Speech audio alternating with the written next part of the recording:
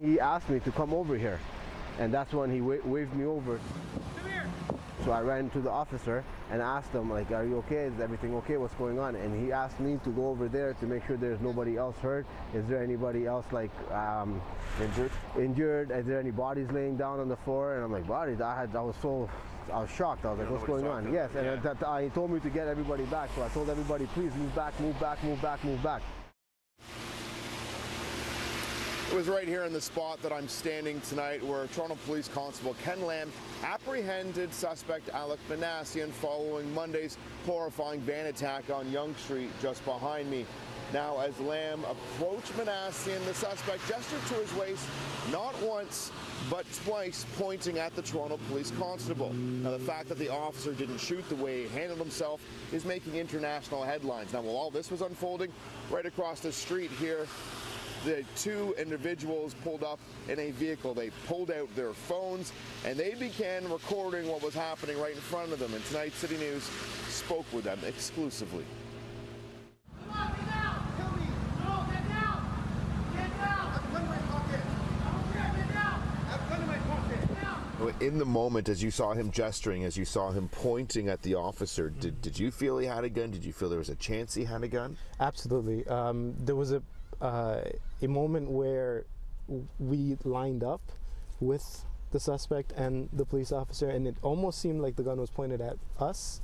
And at that point, I was trying to hide, literally right, like underneath. Is that when the camera kind of goes down a little bit on the dashboard? Yeah, because I took off my seatbelt and I'm just like, holy, and you know what I mean, just trying to hide and not get shot, because I really did not know what was going to happen at that point.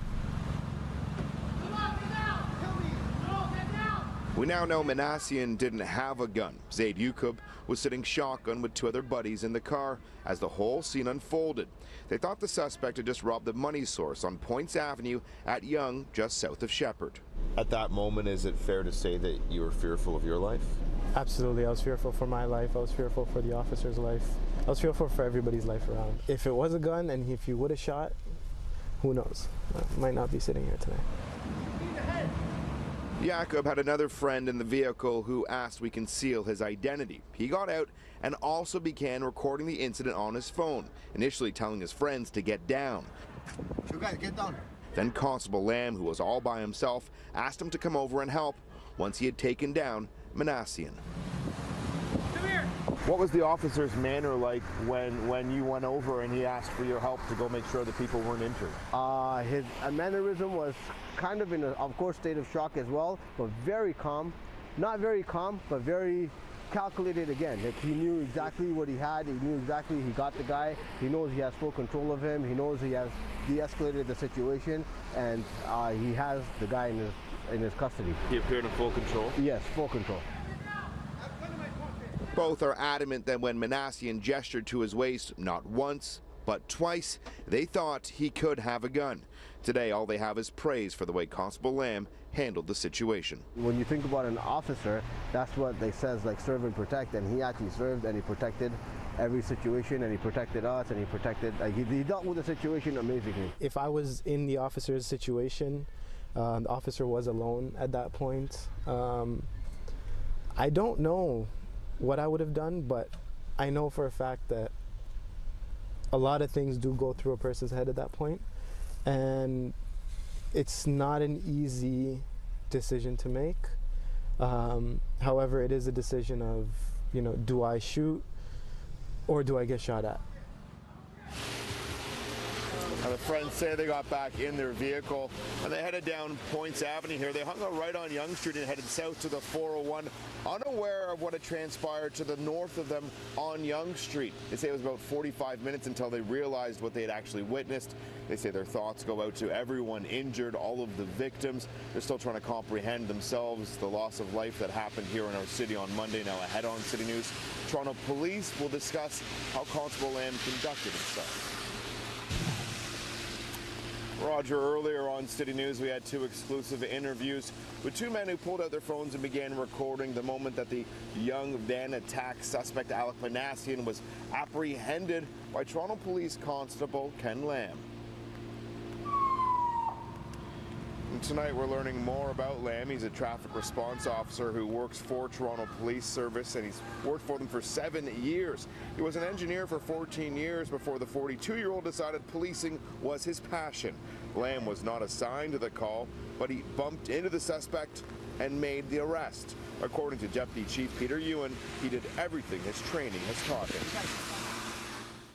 You know, every year we have to go through in-service training every day. Every year our frontline officers have to go through 3 days of rigorous frontline training, not only tactical, but also in class, talking about the escalation, talking about symptoms of, you know, people wanting to be shot by police officers, symptoms of mental illness. So all the stuff plays a part, and it's not a one-year episode. This is a continuous curriculum that we reinforce, reinforcement. And I'll say to you, one word is reinforcement.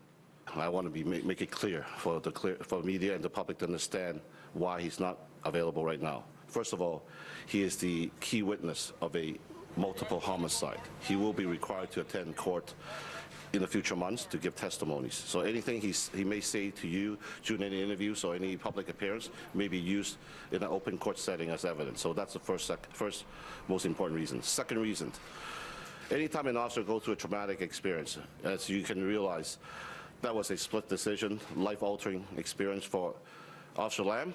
The public has bestowed it on him that the hero status. He doesn't want it, but he's very appreciative.